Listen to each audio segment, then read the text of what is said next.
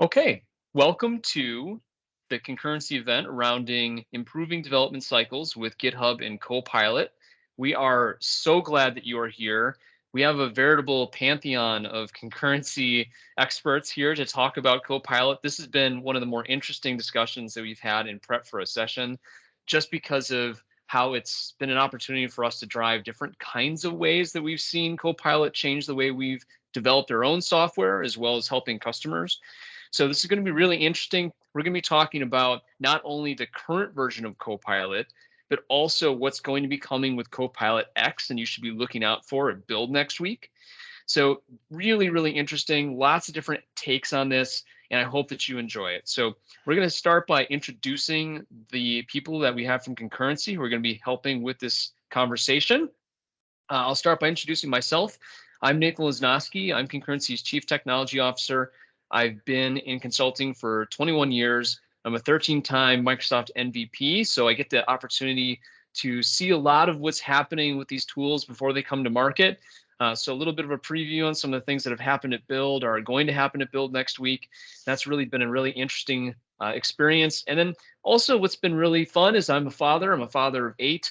And I'm involved in a lot of triathlon, sport types of things. And I think there's been a real commonality for me between being a father, being involved in sports, and being involved in tech. And it's really this realization that you're not the smartest, you're not the fastest, and you're never really the best father, but you learn something in all those examples. And this is a wonderful opportunity for one of the things I've really enjoyed is this is really an opportunity for me to share some of the things that have worked for me, some of the things that I've experienced with some of this technology, and hopefully it's valuable to you.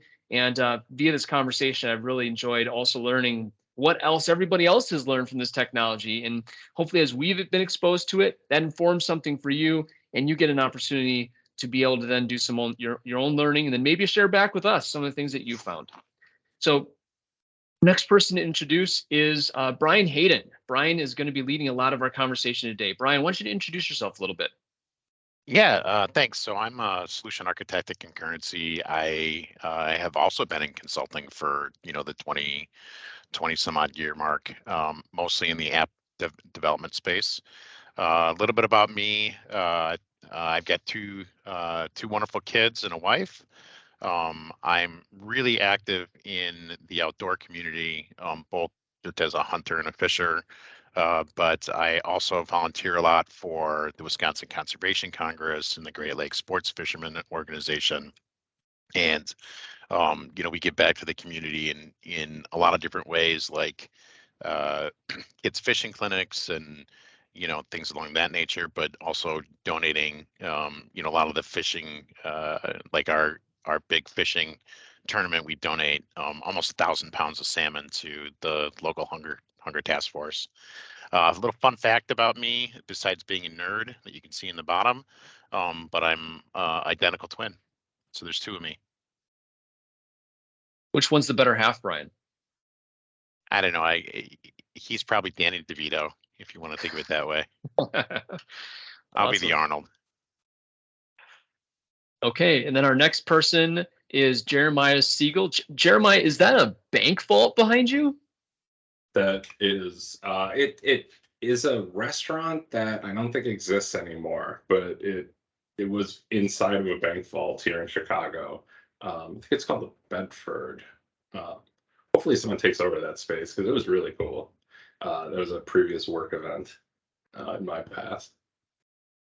But yeah, hi, I'm Jeremiah Siegel. I'm a technical architect here at Concurrency. I've been here, I've been in consulting for 8 years, not quite as long as Nathan and Brian. I'll get there though. But yeah, I've been doing a lot of interesting work, just some of the stuff. Couple animals here. I enjoy hiking, and then the two kids in the left corner showing Oculus to those two, just kind of getting them introduced to some of that new technology. So awesome. Glad you're here, Jeremiah. No, thank you. All right, the last person is Mac, who appears to be falling from the sky. Yep. Good morning, everybody. My name is Matt Kravitz. I'm a senior software developer here. I've been in consulting for a little less so than these gentlemen. I've been in consulting for 3 years. In my spare time, I mean, I enjoy, obviously coding. I wouldn't be doing it if I didn't, but I do seek thrilling experiences. So yeah, I fall from the sky. In a past life and before I became a software developer, I thought I was going to be in law enforcement. So that's at the bottom there. And I did make it, but ultimately chose not to stick with it. And one of my biggest hobbies is Formula One. Can't drive; that's a little too hard to get into. But I draw a lot of inspiration for coding from there. There's a lot of engineering that goes into Formula One, a lot of drive for innovation. And I use that as an inspiration and try to get ahead. So that's about me. Experimenting with Copilot is probably a little safer than driving a Formula One car or being in law enforcement, huh? Yeah, I guess so. Better Awesome. hours. Thank you guys. So if you're not familiar with concurrency, just a little bit about us that you should be aware of. We do a tremendous amount of work in the custom development space, particularly in custom data and AI. A lot of our events recently have been around using OpenAI to transform your business. So if that's something that you're interested in, also plug into us for that, as well as this conversation today surrounding custom development and how you can accelerate your team. Supporting that are some of the things that we have in the cloud enablement space, such as Azure DevOps, GitHub Enterprise, enabling the tooling that you would use to be able to accelerate these platforms. So it's a unique combination of being able to deliver on custom app products, do data and AI projects, and then support it with the infrastructure that brings it to the table. So without further ado, let's start talking about GitHub Copilot and how it can help us accelerate our dev processes. And I'm going to hand over to Brian, and Brian's going to start explaining what this is and how we can start using it. Yeah, thanks, Nathan, for the introduction. And a little housekeeping item. Feel free to drop questions in the chat. We'll be monitoring those. Things come up and you want a little bit more information or want us to pause and kind of elaborate on something. But all right, so what is GitHub Copilot? And Copilot today is a extension in several different IDEs supported by most of the most popular ones. So Visual Studio, Visual Studio Code, NeoVim, and almost the entire JetBrains suite of development products. And as an extension, it provides code suggestions for you in real time while you're doing your development. And a little backstory on how it actually does this. So GitHub is based off of the Codex, the Codex models in OpenAI. The current versions that are publicly available right now are built off of some of the older models, but in the future versions, they're going to start leveraging GPT 3.5 and GPT-4. And so how GitHub, how these Codex models were basically created is that the source of these are public repositories that are sitting in Git. And it's compiled those through OpenAI into the Codex model, and then serialized to you as a platform in the form of Copilot. I do want to give a little bit of a disclaimer here today in that Copilot X is going to be officially released or announced next week at Build. So we'll touch a little bit on some of the features that are coming in that are going to be available next week. And but you know, as of today, it's mostly just an extension that gives you an IntelliSense experience. So think about GitHub Copilot as kind of a force multiplier for your developers. It is, you know, side-loaded and provides feedback to you as you're programming in real time. You can prompt it by typing comments in your code, or even just typing method names, and it'll pop up with IntelliSense type of context for you to go ahead and accept those changes. And it's got like just a lot of really cool, like every time I play with it, I'm like, wow, what is it doing? Like it's translating languages for me. It's, you know, suggesting unit tests. It's even thinking of new values for enumerations, you know, when I'm typing. But it's not perfect, right? So you can get a lot of your repetitive work done quickly, But you still have to think about it as you're kind of going through and developing.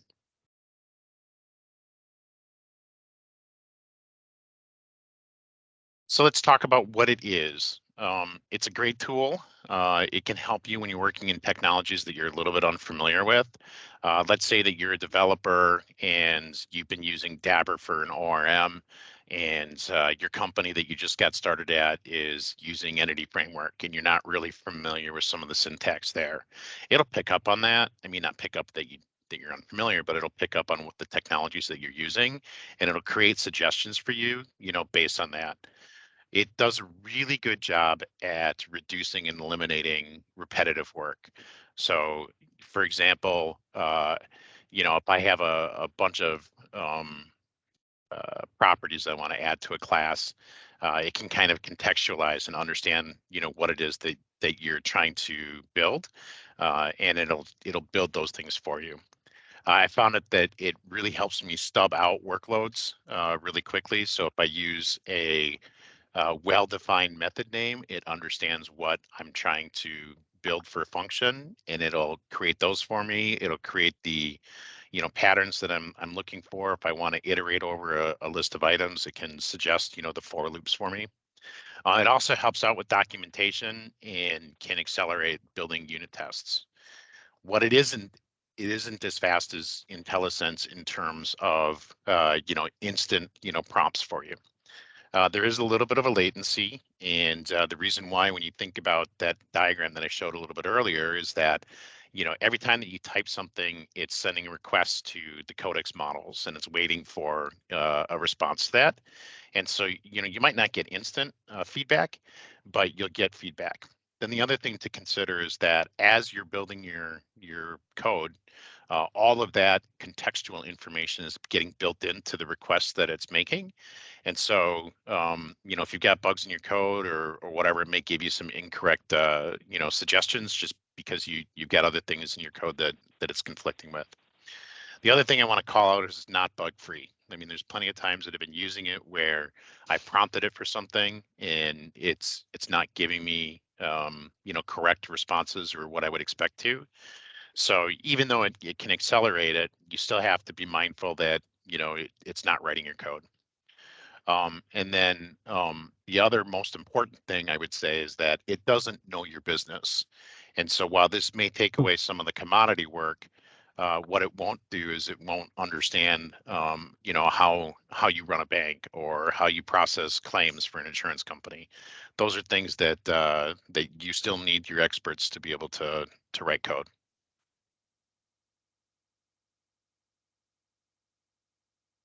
So what is Copilot X? So Copilot X, like I said, going to be released next week. I haven't had access to it. We've got a few Microsoft MVPs, either friends of mine or some that work here. I've been talking with them. It's incredible. It's a game changer, and it's a real-time chat interface, just like you would be using ChatGPT, embedded into your development IDE. And so you can actually prompt it questions like, tell me how I would build a method that, extracts such and such information, and it'll go ahead and create something. The other thing you can do, some other really cool features that I've seen about it is you can highlight a section of code and ask it, what does this thing do? And it'll actually give you like a real explanation of this method is processing claims for users, et cetera, et cetera. And something that I think would be really cool that they don't have yet is kind of having like a dragon speak sort of interface to it. So I think that's the next step here, is like make this a little bit more conversational, or maybe in my spare time I'll write a Visual Studio extension that can take my microphone and allow me to have a conversation with it. But it's really cool, and I can't wait for it. Next week at Build, I think I read that everybody who's attending in person is going to get the preview access granted to them on site. So I'll be there on Tuesday. I think we debated whether this was either terrible, the worst possible timing for this event, or the best possible timing for this event. I'm on the best possible timing because we're telling you what's going to happen at Build. Yes, yes. The lifespan of this talk is 4 or 5 days, but it'll be valuable nonetheless. Yeah. All right, so Okay. let's get started. Yeah, let's go ahead and get started. So what do you need? Start off with, you're going to need a GitHub account. Everything that you do in Copilot is going to be tied to your GitHub account. So what you do is, first of all, go ahead and sign up at github.com. And then you're going to have to buy it, is one aspect of it. But inside of Visual Studio or Visual Studio Code, once you install the extensions, you're going to have to tie it to your GitHub ID in order to get access to it.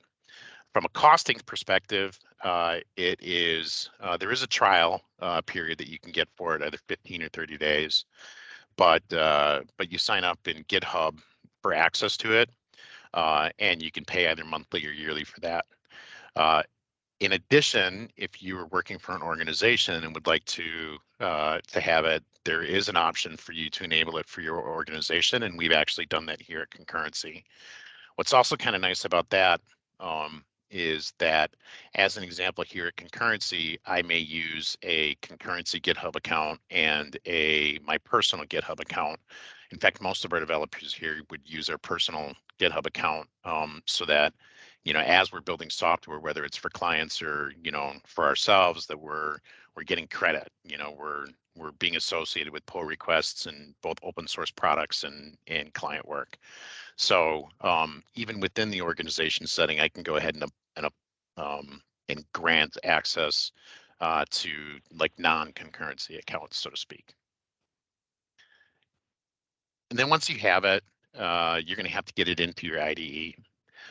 So the four that we already talked about this in terms of which ones were supported, it's Visual Studio, Visual Studio Code, NeoVim, and JetBrains. They all have extensions enabled for them, and the process is a little bit different for each one of them.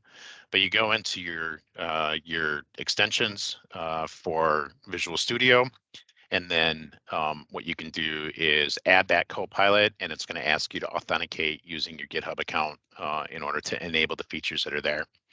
I will say that be careful when you do that today. If you go out and do it right after this session is over, there is now a Visual Studio preview for the Copilot X, which is the chat interface.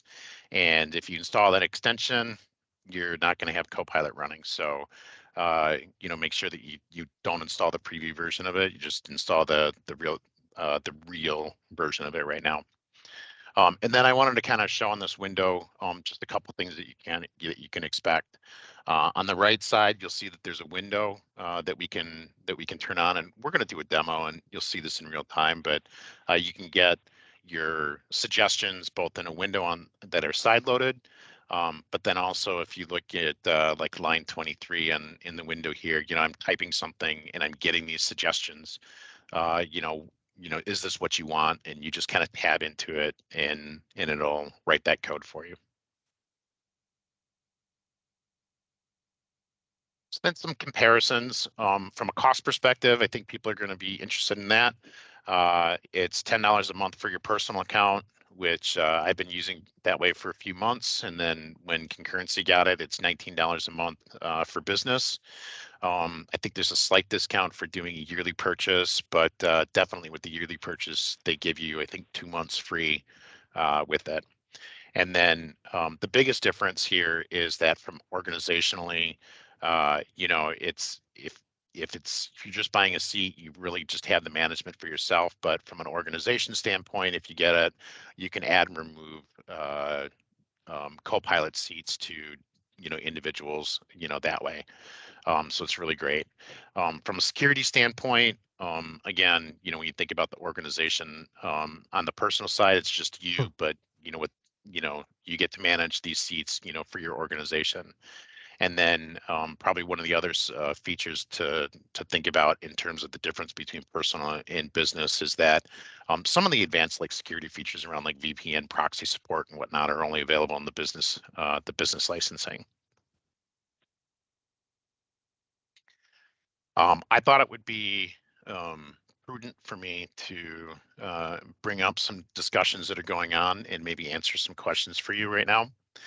So if you've been paying attention to this, and this is one of the things that our customers are asking us, right off the bat is, I've been hearing like, should I be using Copilot?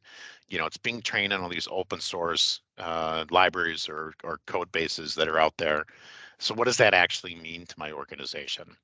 And this is a snippet from, the Google News feed just this morning. And you can see there's a lot of stories out there that are, 3, 4, 5 days old. And it's not settled. And full disclaimer here, not an attorney. So like, don't take my legal advice. This is not legal advice. It's just observations. But the argument that's going on right now is that all these open source licensed materials have been used to feed an AI model. And this isn't different than other AI models and where some copyright lawsuits are going to need to play out probably over the next 5 years. But the argument is that if it's taking my work and creating an AI model out of it, like that's a violation of my terms and services. So this is going to all work itself out. And there is a safety feature that's built into Copilot that you can turn on and off to protect your organization if you feel like you want to play it safe. And so what Copilot can do if you set this up in GitHub is that it'll take a look at the suggestions that it's prompting back to you, and it's going to run that against open source licensed repos. And if it finds something that's a match, it's not going to give you those suggestions. So what your organization will feel like, all right, this is maybe good enough for me to protect myself, is that I'm not going to get these snippets of code that, ripped out of some repo that was in open source for, some other project. So I would encourage you to consider using that feature. It's going to limit the suggestions that comes back to you, but nonetheless, it's there. I find this really interesting because we've been taking code from open source repos and blogs for our eternity. So it's gonna be interesting how this gets dealt with in a more like broad basis when like individually we've been doing that. That's how we learn sometimes. We'll see what happens. Yeah, and Nathan, you and I have talked about this before, but I kind of have this perspective like in the music industry. So if you're a if you're a DJ that's doing music at some nightclub or whatever, like I believe you kind of have the right to sample music to a certain amount, right? Like you can take like 3 seconds of a song and use that as a sample to build new things on. I think of it kind of the same way. I mean, I'm not finding that Copilot's giving me like chunks of code that are, identical to things, but it's giving me things that are similar. So we'll just have to see how this all plays out in the law. But for now, I think we're safe. Mm-hmm. All right, let's show some examples. We'll show some slides, and then we're going to actually demo it. Yeah, we got a bunch of slides to get you thinking about the types of things that it can do. So here was a really cool feature that we found. So it's doing, real-time language translation. So I've got this, array of responses that I want to return. And if, I want to translate into a new language, it's doing the language translation for you in real time. Another feature, is, similar to that, is creating dictionaries of information. So you're going to see something that looks similar to this, and how cool it can be, not just taking known lists of objects like, yeah, I'm doing a list of countries, but I can actually create, things that are kind of a little bit more meaningful to my business, and it's going to start giving you suggestions on different things to put into like an enumeration or an array. And then we mentioned this earlier, but there's some really cool features around building tests and creating test functions on the fly just by prompting Copilot on what you're trying to test for, and it'll do things like generate Hey, data. sorry, Yep. not your name. I was texting Mike. Sorry. Losing my mind. All right.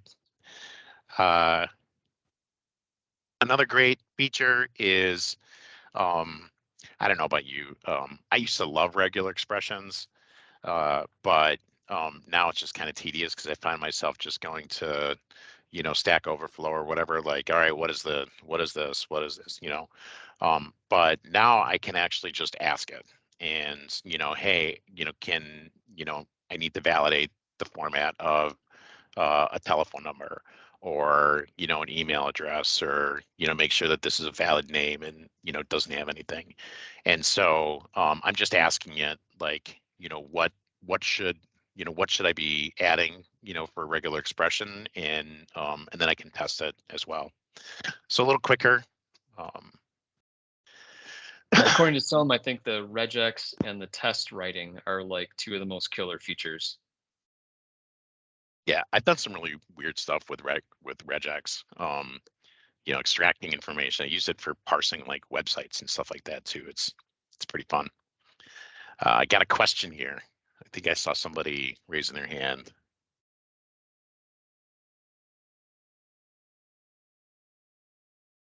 Do we have a question? That was It was accidental. accidentally from Mike. All right, sounds good. All right, so code translation. I don't speak a lot of languages, but my wife does. She speaks like 4 or 5 or 6 or 12. And but another cool feature of this is doing language translations in real time. I've watched a lot of videos of developers that are working with different teams in different countries, and being able to go back and forth or understand language code that was written in different languages. Pretty cool. And then also, like, taking SQL and translating that to another programming language, or like I've got this snippet of like Python, and I want to take that code and put it into my like .NET. I can actually prompt it. This is more. This is going to be more prevalent when we get to the Codex or to the Copilot X models, where that kind of like feature enhancement, like I'm just going to highlight this block of code and it's going to generate for me, is going to be really powerful. And then again, another Copilot X, kind of feature is taking snippets of code, as you can see here, and asking Copilot, like, can you tell me what this does, or can you provide me an example of how I would use this? I think this is going to be, an absolute game changer. Moving into the next phase next week, and I'm super excited about this. There's a related feature that I'm pretty excited about, which is documenting pull requests automatically for you. I think that's like less pull requests that are like, I changed something, period, and more descriptive. Yeah, exactly. Next one's kind of like this automation of like your test creation. Again, this is Copilot X. So this isn't something you're going to be able to do quite yet today. You can build your test methods pretty easily using Copilot, but Copilot X is going to be like, hey, I've got this thing. Can you help me figure out some unit tests for it? And so that's going to be a huge time saver in reducing amount of that repetitive, like commodity type of work that a lot of developers get hung up on. And then, yeah, Nathan, you had that slide here about pull requests. And again, these are just like, helpful ways it's going to allow our developers to focus on like solving business problems and not have to do some of the tedious work around like, oh man, I got all this documentation I have to write for this. And so when we get to Copilot X, this is going to be pretty helpful. So who wants to see some of the stuff in action? So let's, I'll go ahead and take over the screen sharing here in a second.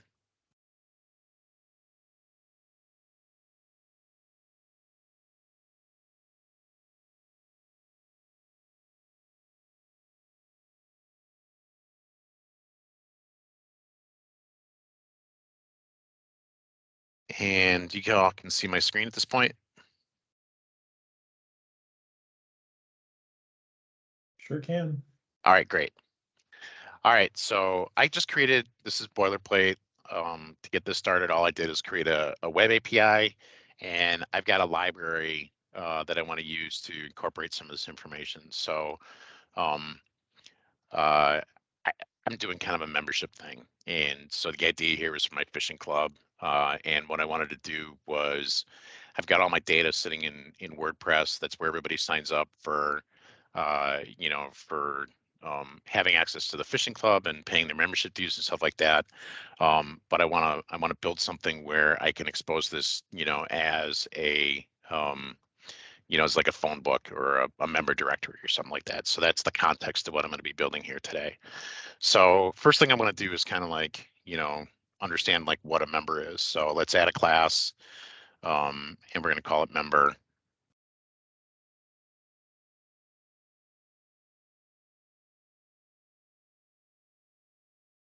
And let's add some properties to it once this gets up and running. So we'll make this public.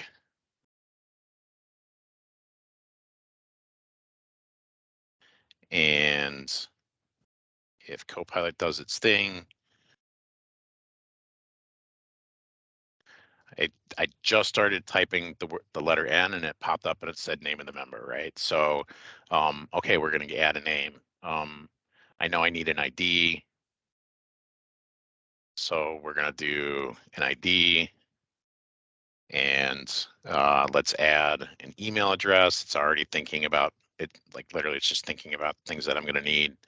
So let's add an email address. How about like start date?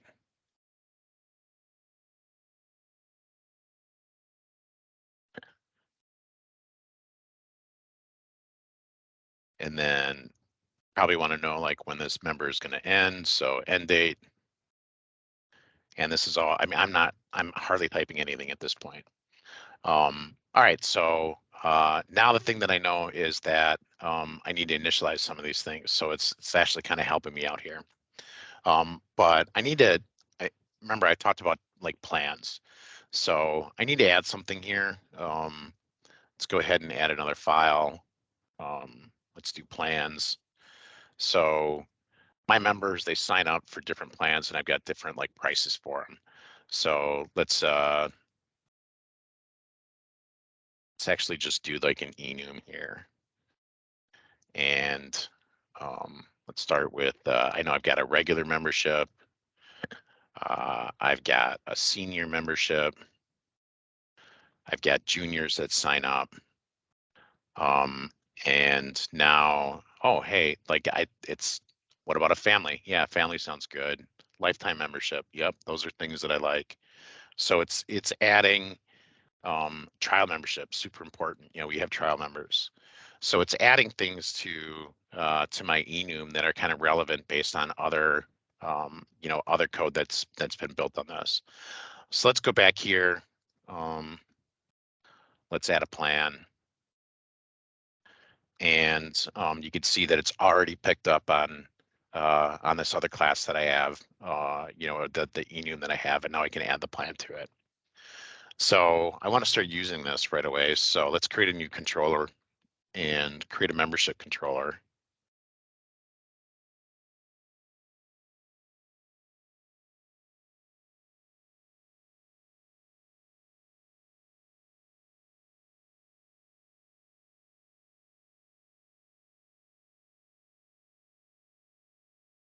And we're going to need to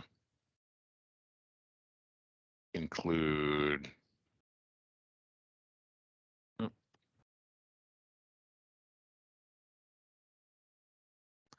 I'm in the wrong language in my head right now.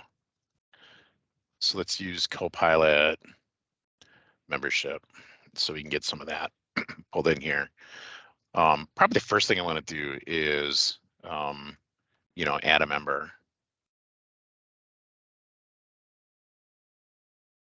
And it's saying, okay, it's probably a post method. That's right. And all right, we've got our method here. And so we're going to do some work adding a member.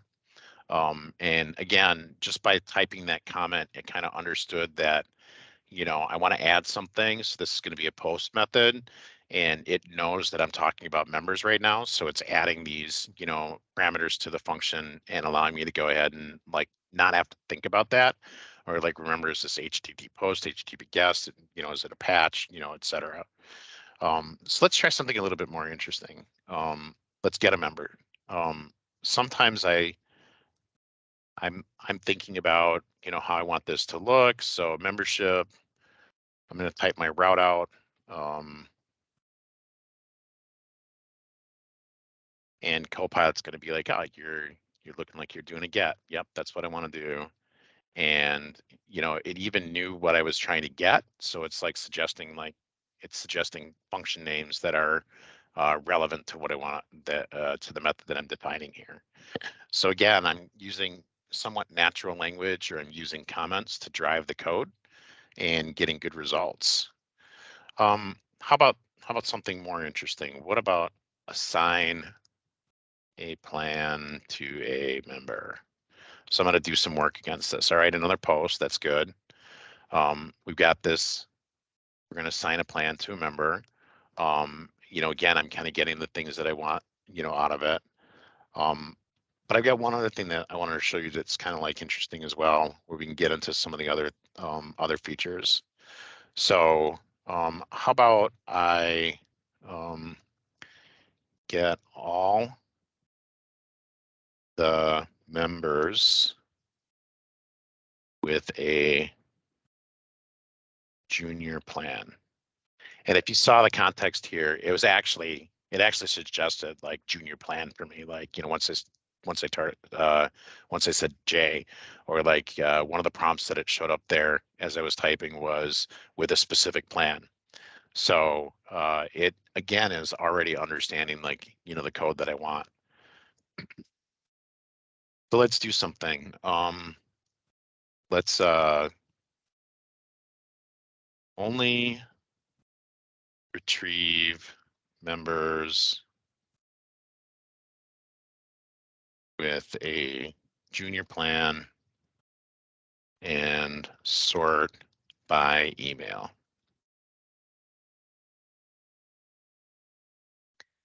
Maybe if I spell it right.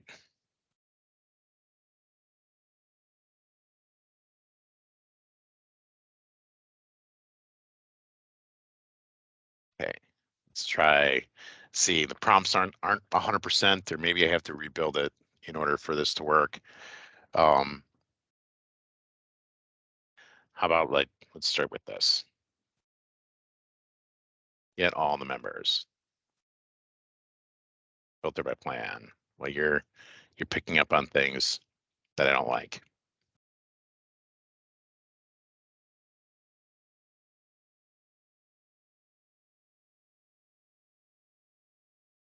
All right.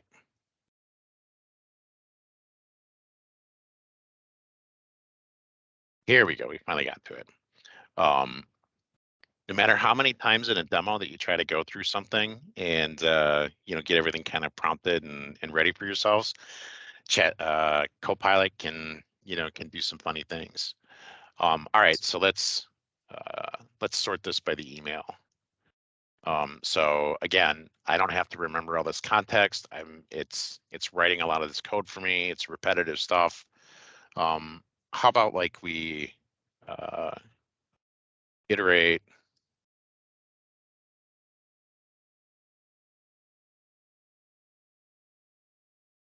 Okay, iterate over the sorted members. Got myself a for loop. Let's validate the email address.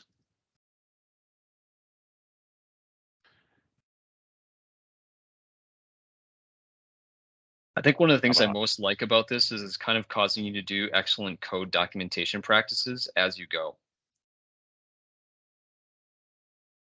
How about let's create a regular expression to validate the email address. Boom. That's not what it's doing. All right, but you get the point. So I'm prompting it with things that I want to do, for each of these methods, and it's generating the code for me. And in the screenshot before, where I showed the regular expression, that was actually me playing around, on this as well. So at any rate, so this is .NET. I think you get the gist of it.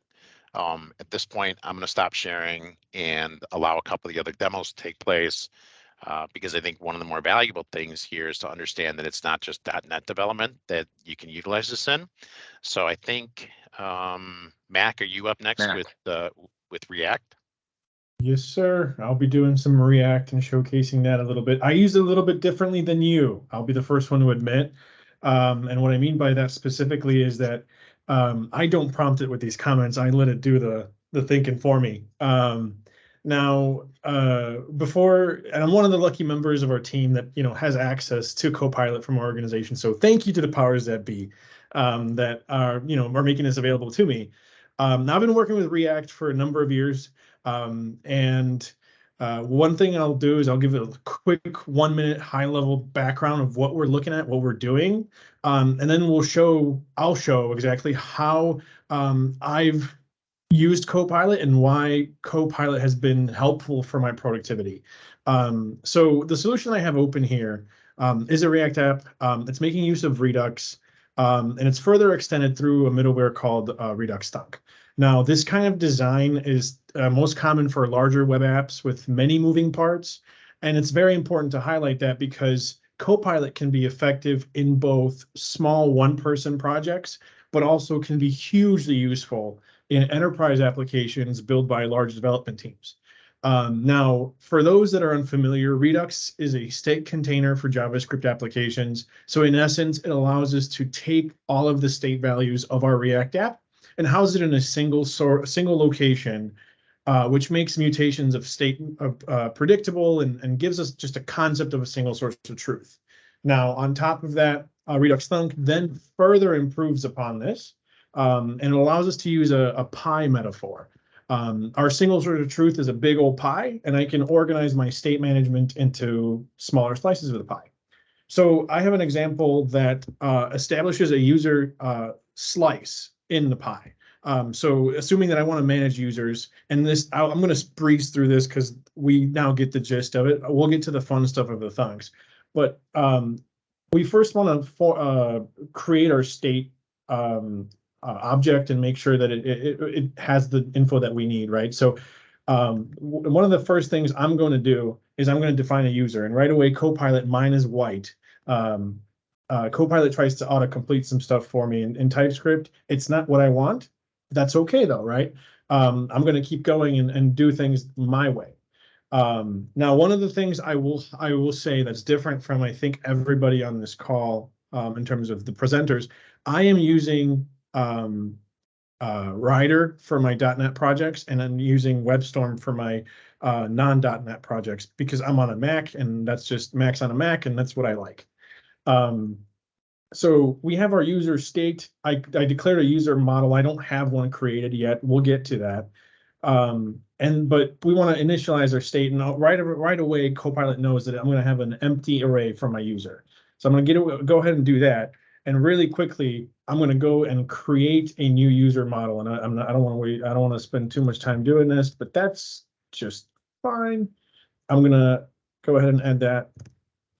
Declare my user model. It already tries to go about doing it. And right away, I'm not using comments. That's what's different between Brian and I. Right away, it's already predicting that I want certain properties of ID, name, password, which I don't want that.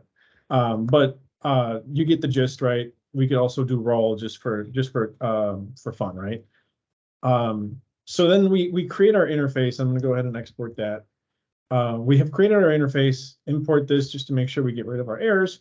And the next thing we can do is create a reducer. Now in Redux, a reducer is basically a function you call to manage state. It takes in a new value and returns an old value and returns the new value in state. So right away, Copilot already knows that I'm going to go ahead and create a set user reducer. Now, the next thing it knows is it knows that I'm also going to set the user property in the state with the payload of whatever is being set. My WebStorm is fulfilling some of the info here, filling it in for me. But for payload action, if I want to stick to the good practices, I'll also specify that my payload action is going to be a user array. Let's just change that to users. And that basically, in a very quick amount of time, already completes this this portion of what I need to do. Now, that's all repetitive, but let me show you what I really liked about this. Is I can start writing a function called get users, for example. And what does Copilot do? Is it starts to predict what kind of a thunk I'm going to be writing. So it completes all of the parameters for me. And then what else it does is, in this case, right, I don't have any services hooked up yet, but what else it does is it tries to tell me that I'm going to be getting some sort of users, and for the purpose of the demo, it's assuming I want a demo, I guess, it's hard coding stuff for me. So it's actually starting to instantiate a user array with some info involved, and which again is hugely powerful. Now, if I had more context here, it would be helpful in even a better way. Now, what else? The other thing I can do here is, assuming that I've already set my users, the next thing it tries to do for me is it actually tries to dispatch the set users thunk that I've created up above to ultimately finalize setting the users. Now, I've used it in different ways before, and it's even gone further. It's even gone as far, and because this is a very bare bones solution, it doesn't know too much, but it's even gone further in terms of calling services for me, writing a service for me, mutating entire state objects, and having used this for the amount of time I've used it, it's been hugely helpful. But that's a very bare bones, quick showcase of what it looks like and how it can perform in WebStorm on a React app. And I think the next one we have is Jeremiah with some infrastructure as code.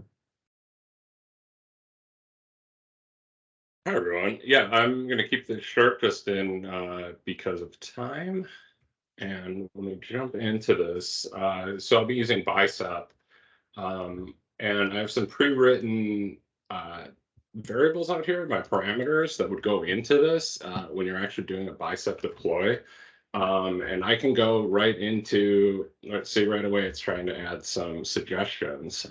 For me, I would add maybe another parameter, maybe public network access.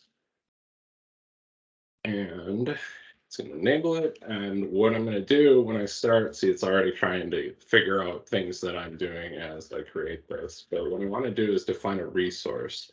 And so right now, it's reading what I have written within here. Contextually, it's aware. So I'm going to commit this real quick.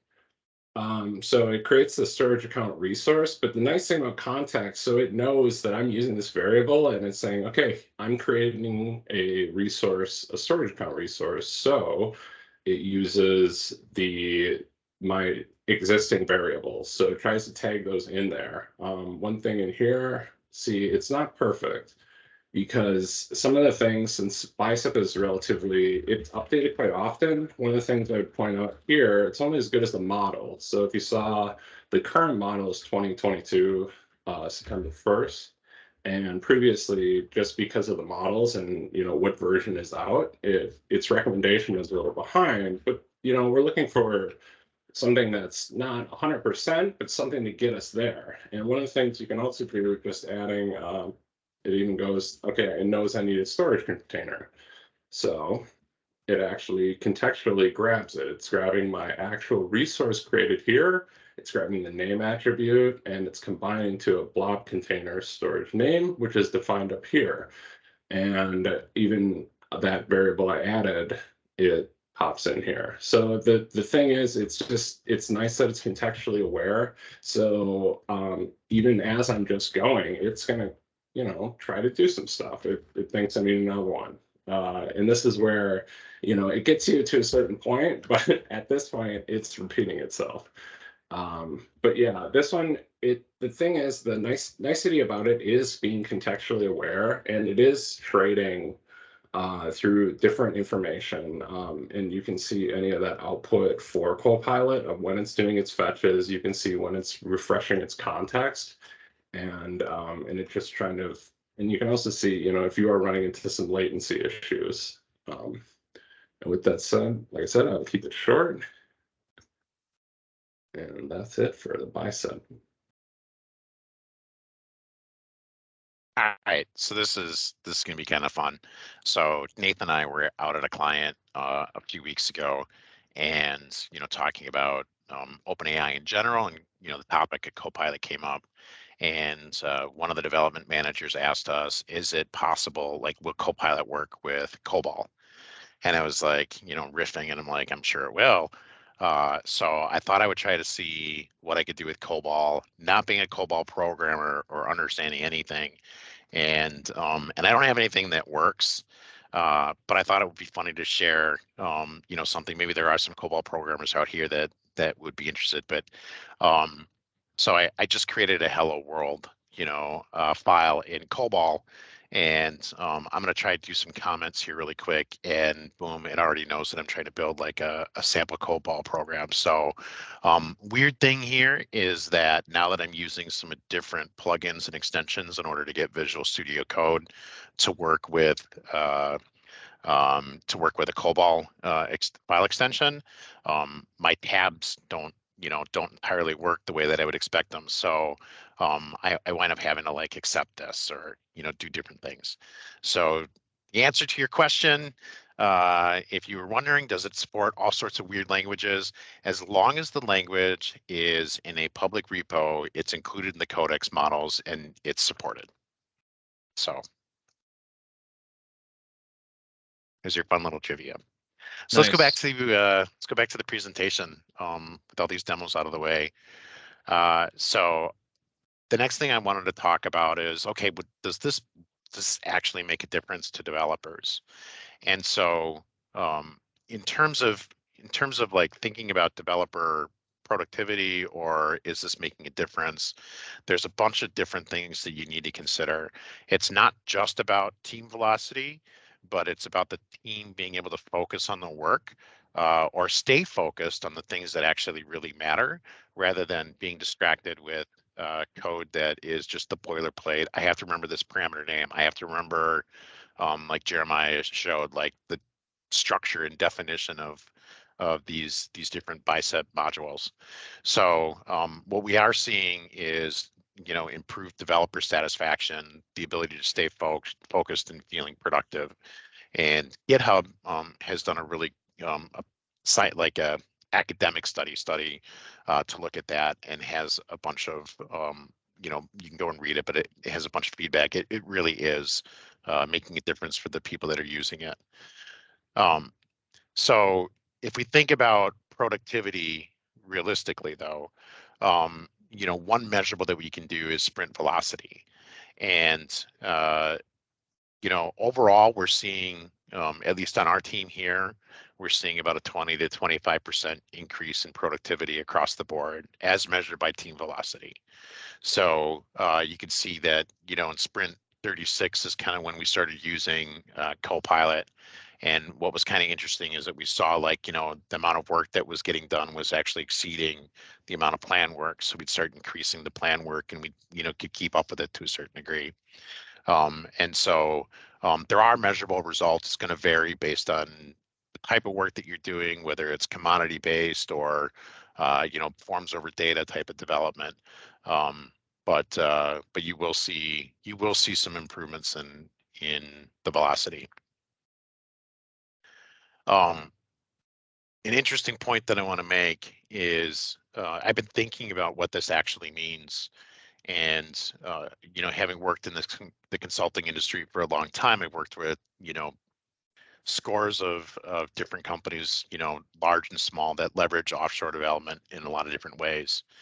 And I thought it'd be kind of interesting to talk about like how my one prediction that I would say, I'm just going to jump out and get to the finish line, but I feel like this is going to the increases in productivity of your current staff is going to reduce your dependency on offshore development teams, because the commodity work that you would normally, maybe throw over the wall as you augment some of your teams is going to kind of, it's going to be deprecated. You're not going to need that anymore.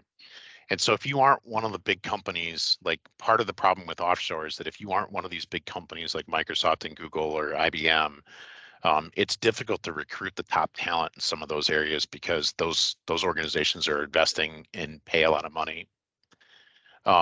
And so other truths that come into play when you think about this, there's difficulty of recruiting. You've got labor costs that are dynamic.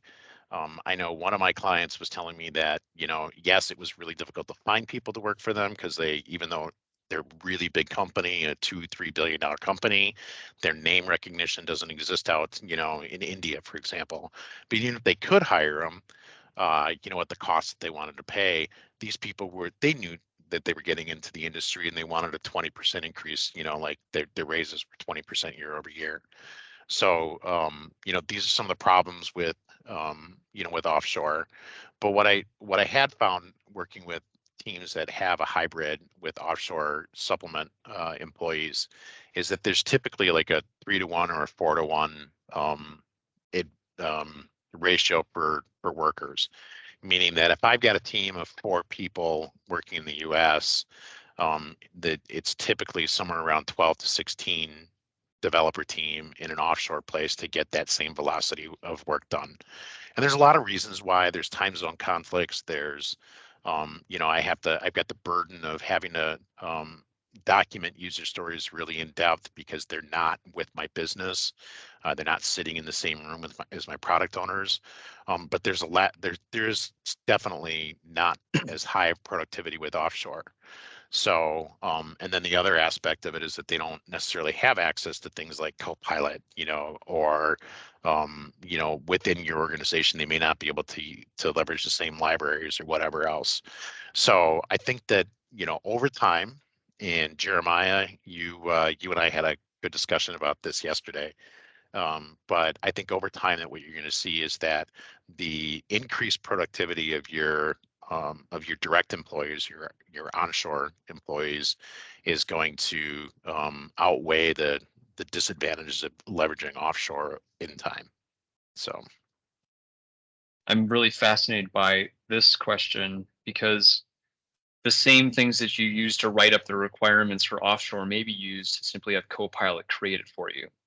I'm very interested in like how that translation will occur over time, especially with Copilot X. Yeah. Okay, so let's just quickly cover how companies can get started. At first, it's just turn it on to a degree. But if you're trying to kind of understand how you can get this applying additional productivity to your environment or to your organization, a couple things that we would suggest as great ways to get started. One is simply active productivity envisioning. This is something that as you step back from your team and you think about what's taking us the most time, where are we seeing bugs, where are the inefficiencies within our team, and how can I apply capability to improve the efficiencies of our team. A lot of that 25% enhancement in being able to produce sets of stories faster. A lot of it is either I don't understand how to do something, I'm searching the internet trying to figure it out, or I need to do repeated tasks that I don't do often or well, or I get bored with, or I need to document my code better. All of these are examples of things that you can throw at Copilot and are opportunities for you to get your team together and say, hey, what if we start using this? What would be the impact?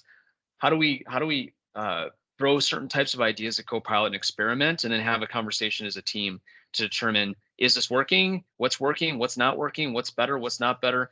That's a lot of what we've experienced as a team, and also what we've experienced by doing these kinds of sessions with companies as well. So this is something that we certainly would volunteer to help lead in your organization, A, just to increase awareness of the tooling that's available, and then B, to help you get started.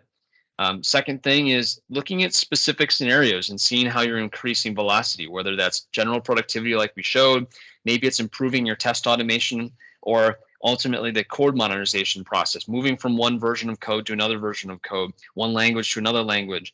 These are all awesome scenarios of where Copilot is just starting to touch the surface of. I think it's like right at the period where it's taking off, and we're going to see incredible enhancements, especially with Copilot X. So if you've already got some scenarios you want to plug in and start firing away on, it's another area that that we can help and help you to evaluate or help you get going.